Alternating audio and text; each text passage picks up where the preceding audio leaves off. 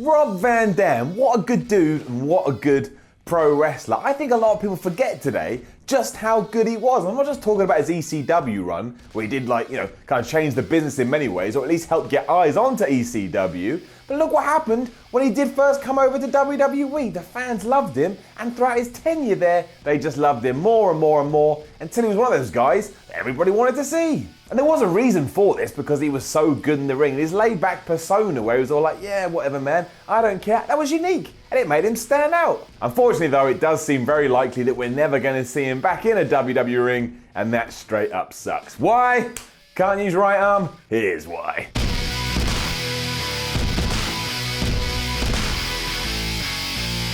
Before we jump into the ramifications of this too, this isn't opinion either, this is fact, and it does seem like it's come straight from the horse's mouth, and in this case, the horse is Rob Van Dam. I'm not telling you that a horse came to my door, knocked on it, and said, Simon, would you like some news about Rob Van Dam? If that did happen, believe you me, my response wouldn't be, sure horse, let me know. It'd be, what the f*** is a horse doing at my front door talking to me? But via theblast.com, Rob Van Dam is suffering from some kind of visual impairment issues due to a concussion he suffered back in late 2016, where he was taking on Pentagon Jr. on an indie show. And if you don't know, that just flies straight in the face of WWE's concussion policy, and means even if they did want to bring him back, they couldn't put him in the ring, they couldn't let him wrestle, because if anybody found out, they'd all get in a lot of trouble. And also, us fans would probably get mad, because it'd be like, what about Daniel Bryan? What about Daniel Bryan? So, it's just not very good. Now, it's not the end of the world, because if RVD wants to, we can still do independent dates. So if you're a fan that's always wanted to see him,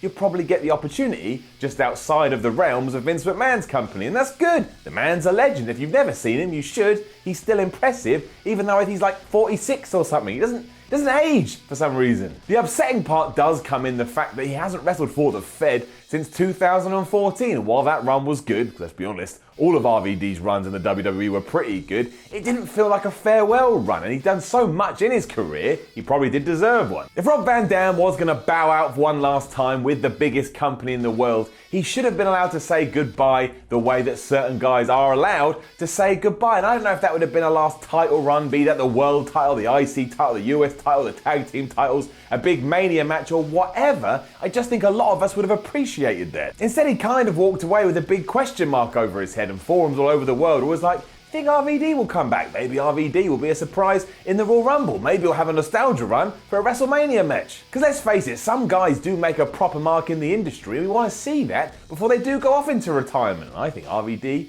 well, I think he's one of those guys. And of course there are things we can do. You'd imagine that one day RVD goes into the Hall of Fame, and maybe even leading up to his induction, you can have him on TV and you can involve him in some angles. But as we all know, if those angles don't pay off with a match, sometimes they do feel a little bit disappointing. It's wrestling after all, and we want to see all the stories end with a big fight. We want to see some men in pants or some women in spandex just having a massive brawl as we sit there on the sofa and criticise it. Oh, what a rubbish clothesline. Why do I watch wrestling? Thankfully, though, he did kind of leave on exciting terms. Although back then no one really knew it and nobody really cared, his last match came against SmackDown against none other than Seth Rollins. I think that's pretty good considering where Rollins has got to these days, and while RVD did lose, in hindsight you can look back and think, that's a pretty damn last good match to have, really. There are far worse ways he could have left. Maybe WWE decided, hey, we're going to job RVD out to, I don't know, Gillberg. I don't think Gillberg was around in 2014. However, right now, if I was telling you RVD's last match in the WWE was against Gillberg,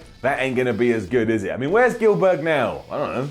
You tell me, I don't have the answer to that question. And while I am ranting and raving, obviously the most important part to all of this is RVD's health. I mean, that's why these concussion things are in place. I don't want to see him get back in the WWE ring if it's going to be detrimental to RVD away from the pro wrestling scene. There's no price worth that, and we've had too many tragic situations in the past, and I never want to relive those. I never want to relive those. Even if I have to watch wrestling and there's nobody in the ring, I'm literally watching blank space, I'd rather that than another wrestling tragedy. But I still do hope at some point WWE decide to give the proper nod to Rob Van Dam and everything he achieved throughout his career. I mean, if you do go back and look what he was doing at ECW, he was very revolutionary, and again, he was over in WWE from day one, until he did leave in 2014. He is a Hall of Famer and he is one of the most influential ring talents in wrestling history. How many people can say that? How many people can actually actively come out and say, look man, I inspired people because I came up with new ideas and I did new things, and at times I was just batshit crazy. And that's what RVD was. I mean, I still remember when they cut to those backstage segments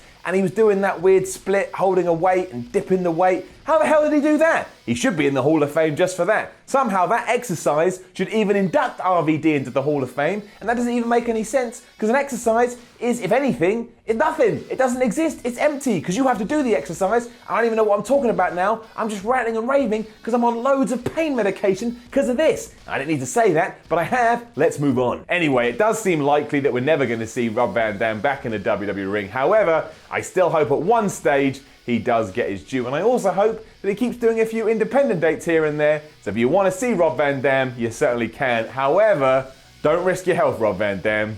Not worth it. Now don't forget to leave a comment below and let us know what you think about RVD. Like, share and subscribe. Go on over to whatculture.com and read yourself some articles. And follow What Culture on Twitter at WhatCultureWWE. My name is Simon from What Culture. This was the Y Series, and remember to be happy, smile, go out there, live your dreams, believe in yourself. And if anyone says something horrible to you, beat them up.